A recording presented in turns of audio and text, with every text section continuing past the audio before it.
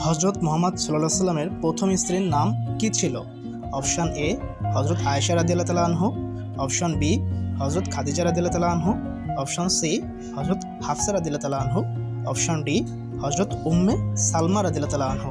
সঠিক উত্তরটি হবে হচ্ছে অপশন বি হজরত খাদিজা রাদিয়াল্লাহু তাআলা আনহু। আমরা অবশ্যই এখন পরবর্তী কোশ্চেন দেখব। পরবর্তী কোশ্চেন হচ্ছে ইসলাম ধর্মের সর্বশেষ নবী কে ছিল? অপশন এ হজরত মুসা আলাইহিস সালাম, অপশন বি হজরত ঈসা আলাইহিস সালাম, অপশন সি হজরত মুহাম্মদ সাল্লাল্লাহু আলাইহি সাল্লাম, অপশন ডি হজরত ইব্রাহিম আলাইহিস সালাম। সঠিক উত্তরটি হবে অপশন সি হজরত মুহাম্মদ সাল্লাল্লাহু আলাইহি সাল্লাম। এখন আমরা পরবর্তী কোশ্চেনে যাব। পরবর্তী কোশ্চেন হচ্ছে পবিত্র কোরআনে কতটি সূরা রয়েছে? অপশন এ 104টি, অপশন বি 110টি, অপশন সি 114টি, অপশন ডি 120টি। সঠিক উত্তরটি হবে হচ্ছে অপশন সি 114টি। এখন আমরা পরবর্তী কোশ্চেন দেখব।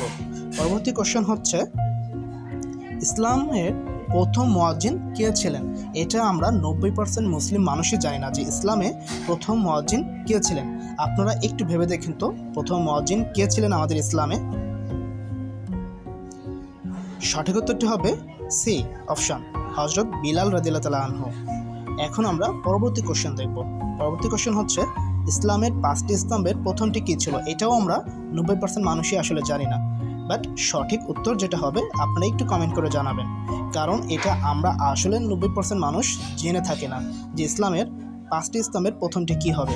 এজন্য এই সঠিক উত্তরটি কমেন্ট করবেন।